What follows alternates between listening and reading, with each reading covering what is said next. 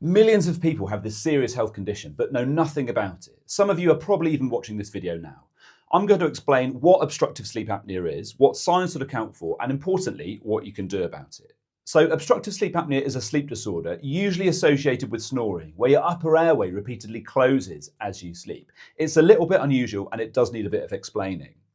So your upper airway is made of either hard structures or soft structures. Hard structures are things like your hard palate, the bony bit in the roof of your mouth, and soft structures are things like the back of the throat and the base of the tongue. Now, hard structures are held in place by themselves, but soft structures are held in place by muscles. And as you fall asleep, these muscles relax. And so your airway naturally just narrows a bit as you fall asleep. Now, for some people, when their airway is narrow, as they breathe, the airflow becomes turbulent, which makes all these soft structures vibrate, which is what we hear as snoring. But with obstructive sleep apnea, it goes further. The airway narrows and actually closes. So you get this pause in your breathing, which is the apnea. Now, your body can tolerate this for a period of time, but at some point, it's basically going to set off the alarm and pull you back from deep sleep to shallower states or completely awake so that your airway muscles can regain their power, pull open your airway, and you can start breathing again. And sometimes as that airway opens up, you can get this sort of kind of choking or gasping sensation, which does concern a lot of bed partners when they hear that. And so the risk isn't so much that it's a danger to your airway at night, but it means that you can struggle to get into those deep states of sleep that you need to get to feel properly refreshed in the morning. Because whenever you do, your airway closes, you stop breathing, and your body wakes you up again. So it can lead to really fragmented and poor quality sleep. And this is why we tend to divide the symptoms of obstructive sleep apnea between those that happen at night, which is snoring, pauses in your breathing, and choking or gasping sounds.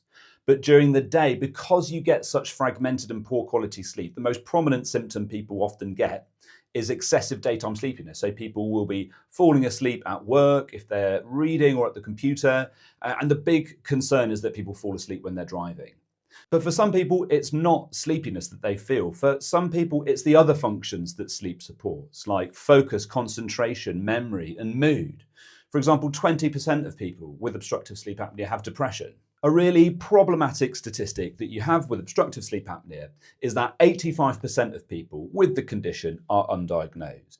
And the reason is that all of these symptoms that happen at night, like the snoring, the pauses in breathing, and the choking or gasping, you're unconscious when this happens. So unless you have a particularly vigilant bed partner who's up and taking notes, it's very easy for this to fly under the radar.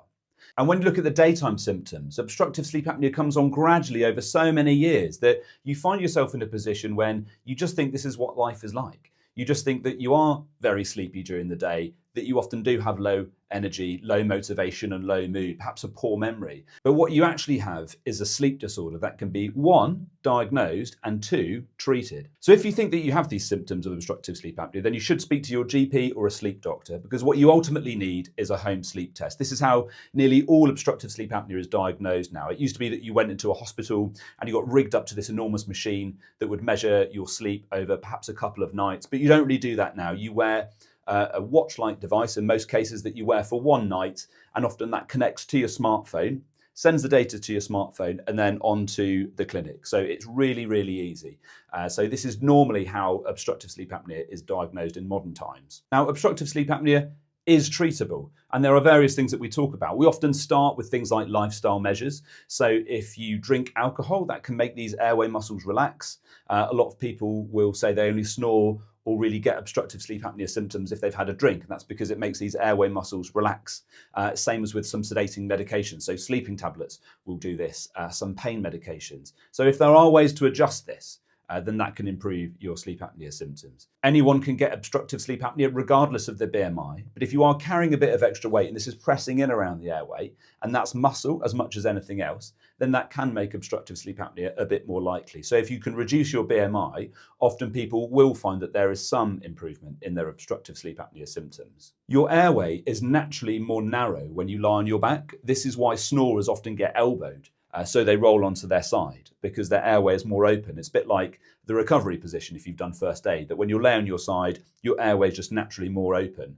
And so if you can sleep more consistently on your side, then that can often improve your sleep apnea symptoms. It's not the case with everybody, but some people have a really quite significant difference between their sleep apnea and snoring when they're on their back. compared to on their side. And that's the sort of thing that would be picked up in your home sleep test. Another key treatment is called a dental device, sometimes also known as a mandibular advancement device. So this is like a sports gum shield, but with a section for the lower teeth that clips together. And it brings your lower jaw forwards by just a few millimeters to create a bit more space in the airway behind the tongue. So we tend to recommend this for mild obstructive sleep apnea and snoring by itself. Now, the gold standard treatment that you've probably heard of is called CPAP, which stands for continuous positive airway pressure. So this is basically a small box that sits on your bedside table and blows air at a low pressure through a tube to a mask that fits either over your nose or over your mouth and nose.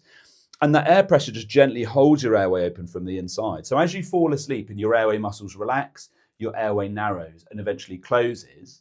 This air pressure just gently holds it open from the inside so that you can continue breathing freely as you fall asleep, and you can get into these deeper stages of sleep that you really need to get to feel properly refreshed in the morning. So CPAP is such a fantastic treatment for so many people with obstructive sleep apnea, but it is different to other treatments that you've probably had before.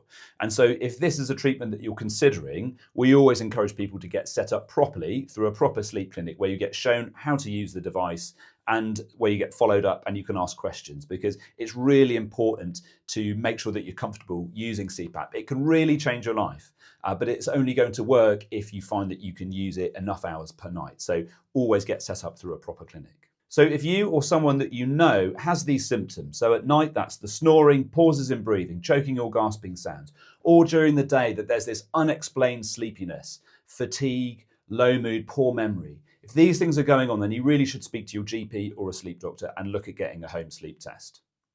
If you've got any other questions about obstructive sleep apnea that you want answered, please pop them in the comments. And if you found this video useful, then don't forget to hit subscribe.